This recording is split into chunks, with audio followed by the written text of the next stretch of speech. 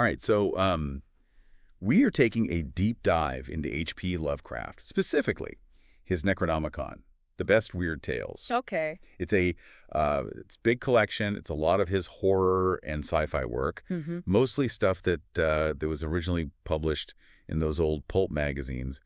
And look, Lovecraft is one of those authors who people have really strong opinions about, you know? Yeah. So we are here to help you figure out if this big book is worth your time. Yeah, I think right off the bat, if you are looking for a fast-paced, action kind of story or something with deep character development, Right. this might not be it. But if you are intrigued at all by cosmic horror, Okay. this is the cornerstone. Okay, so cosmic horror. Right. For someone who has not read any Lovecraft. Right. What are we talking about when we say cosmic horror? Imagine a universe that is vast and uncaring and full of really ancient and powerful entities. And humanity is basically, like an ant in its path. Right. Utterly insignificant. And that's the core of Lovecraft's horror, like the cosmic indifference to our existence. I can see how that would be appealing. Yeah. But I've also heard that some of his writing is, can be a little rough around the edges by today's standards. Yeah, that's fair. I mean, Lovecraft's racism is undeniable. Yeah. And it was a product of his time, but it's still there. All right. And you can see it in stories like The Horror at Red Hook, where, the portrayal of immigrants is, or even just a character using like a racial slur to refer to his dog. Yeah. Like it's definitely there. Oof. Yeah. That's definitely something that a modern reader would pick up on for sure. So how does that impact the enjoyment of the stories? It's a valid concern, and I don't think that we should ignore it. Right. But I think that if you only focus on that, then you miss out on some of the really groundbreaking parts of his work. Okay. I mean, Lovecraft basically invented this genre of cosmic horror. Right. And he was doing things that no one else was doing at the time, like, blending sci-fi and fantasy to create this really unique kind of dread. So you are saying that there's more to it than just the historical baggage. Absolutely. I'm intrigued, but I've also heard that Lovecraft gets kind of repetitive. Like a lot of his characters just faint when they see a monster instead of describing it. Does that make the stories less effective? It is a common critique, Yeah. like the unspeakable horror trope, right? Right. But I think Lovecraft's real strength is in the atmosphere that he creates. Okay. And he uses that lack of explicit detail to build the dread, right? You think about that line, "We live on a placid island of ignorance in the midst of black seas of infinity, and it was not meant that we should voyage far." That's from The Call of Cthulhu, by the way.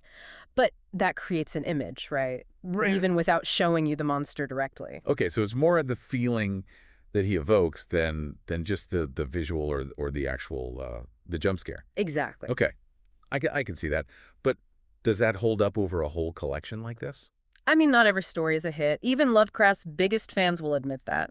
But I think the strongest stories, like The Color Out of Space or The Music of Eric Zahn, really show an incredible originality. Yeah. And those stories are praised by people who don't like Lovecraft for other reasons. Right. It's kind of a mixed bag. Okay. Yeah. All right, so we've got the good, the bad, and the ugly laid out here. How does Necronomicon compare to, say, other classic horror? Like if I like Poe, or even something like Shelley's Frankenstein, am I going to dig Lovecraft? Well, so it's very different. Some people find Lovecraft tedious compared to like Jane Austen even. I mean, obviously that's different genres. Yeah. But it goes to show that his prose is not for everyone. Right. But for other people, the cosmic horror is far more impactful than ghosts or gothic monsters or anything like that. Right. So it really depends what chills you. So it's not a simple yes or no. No. You have to be in the mood for what Lovecraft is serving. Exactly. And that's what we're going to dive deeper into. Like, Right. Is this collection with these specific stories the right way to experience Lovecraft? Right. That's what matters here. Okay. Yeah. All right, so we've established that Lovecraft is Yeah. complicated. Yeah. Where does Necronomicon fit into all of this?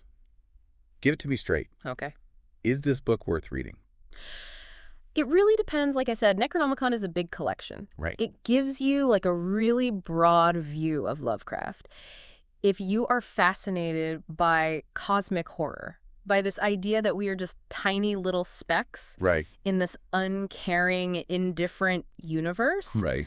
then yeah, Okay. it is worth your time. You will see how his ideas evolve, the recurring themes of like ancient beings and the crumbling of reality. So good starting point for someone dipping their toes into the Lovecraftian waters. Absolutely. Yeah. It's like a sampler platter of cosmic horror. Okay. You get The Call of Cthulhu, which is one of his most famous stories, Right. and really solidified that idea of this vast, unknowable universe. But then you also get some lesser-known things like the Dunwich horror, which explores themes of isolation and forbidden knowledge, Right. which is very Lovecraftian. Very Lovecraftian. Yeah.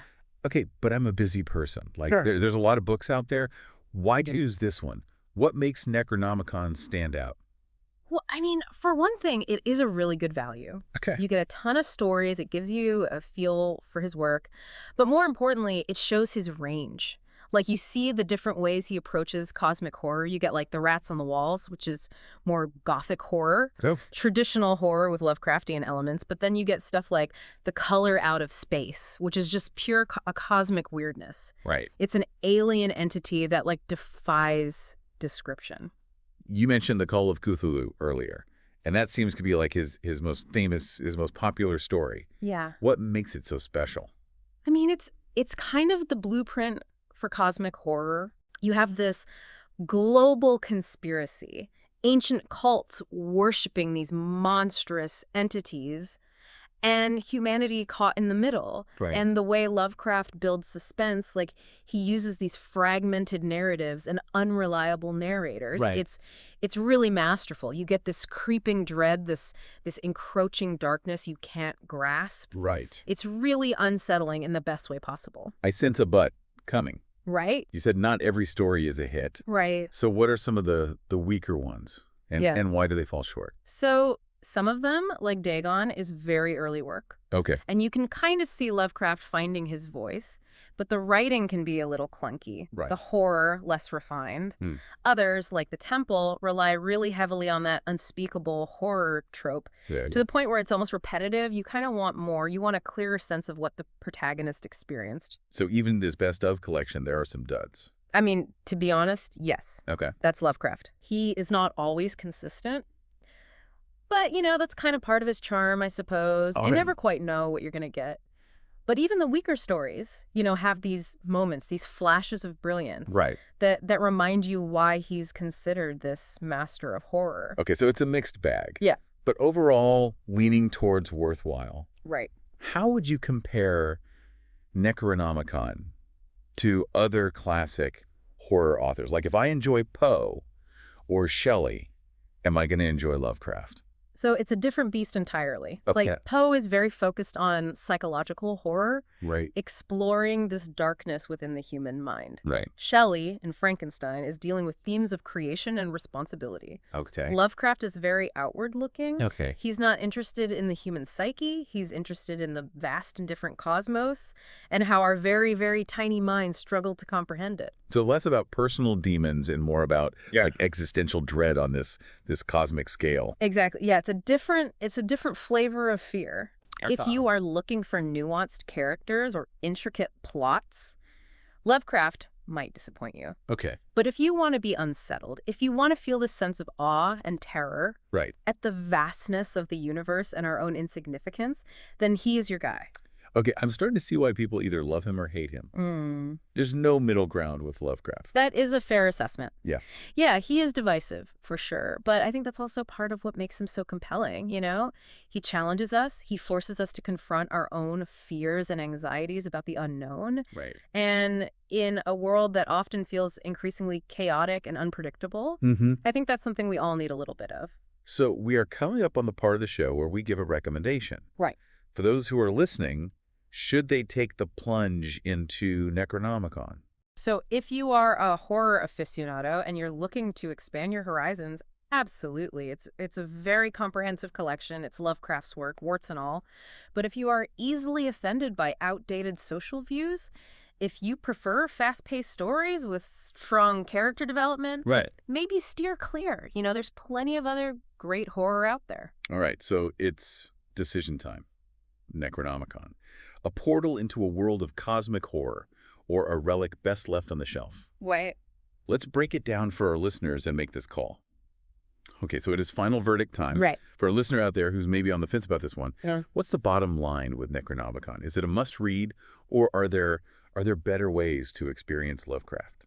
I think if you are the kind of reader who really needs relatable characters or clear-cut plots, Right. this might not be for you. You know, Lovecraft is all about atmosphere. Right. It's about evoking this sense of cosmic dread that just kind of lingers Right. long after you finish reading. So not exactly light beach reading then. Yep. Definitely not. I mean, Necronomicon is a commitment. It is a dense collection. Right. And some of the writing can be, challenging, but I think that's part of the appeal. Right. It's not, spoon-feeding you the horror. It's inviting you to explore this unsettling world and to piece together these fragments of cosmic terror Right. that Lovecraft presents. For someone who has never read any Lovecraft before, Mm-hmm. can Necronomicon be a little overwhelming? Are there more accessible entry points to his work? That's a valid concern. I think that while Necronomicon does have some of his most well-known works, it also has some of his, more obscure, arguably weaker stories. Okay. So if you're hesitant to dive into a massive collection like that, Yeah. I would recommend starting with The Call of Cthulhu Okay. as like a standalone. Right. It is, it is a classic for a reason. Right. And I think it really encapsulates a lot of the core elements of Lovecraftian horror. Okay, so that's a good starting point. Yeah. But what about for the opposite end of the spectrum? That's right. For the folks who've already read some Lovecraft, what does Necronomicon offer that they wouldn't find elsewhere? I mean, I think completeness. Okay. It gives you this really broad overview of Lovecraft's work. Right. It shows his evolution as a writer. You see, the different facets of his cosmic horror. You find these early stories like Dagon, where he's still, kind of finding his voice. Right. And then these later works like The Shadow over Innsmouth, where his mastery of atmosphere and the unsettling imagery is just, it's fully realized. But for seasoned Lovecraft fans, it's more about appreciating the depth and the breadth of his work. Exactly. I think it's a chance to delve deeper into his mythology, Right. to explore these lesser-known stories that might have been overlooked, Right. and to appreciate the full scope of his literary achievement. Okay. Yeah. All right, so we've covered both ends of the spectrum. But let's circle back to that listener who's still on the fence. Yeah. What would you say to convince them that Necronomicon is worth their time? I would just ask them this. Are you fascinated by the unknown? Do you enjoy stories that challenge your perception of reality and leave you with this lingering sense of unease? Right. If so, then Lovecraft is for you.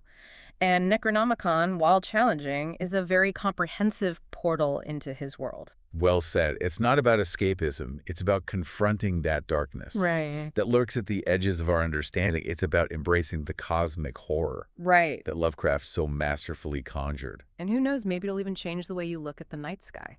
That's a chilling thought to end on. So to our listeners, if you dare to venture into the depths of Lovecraft's imagination, Necronomicon awaits. But be warned, once you've glimpsed the horrors that lie beyond, you might never see the universe the same way again. Until next time, keep diving deep.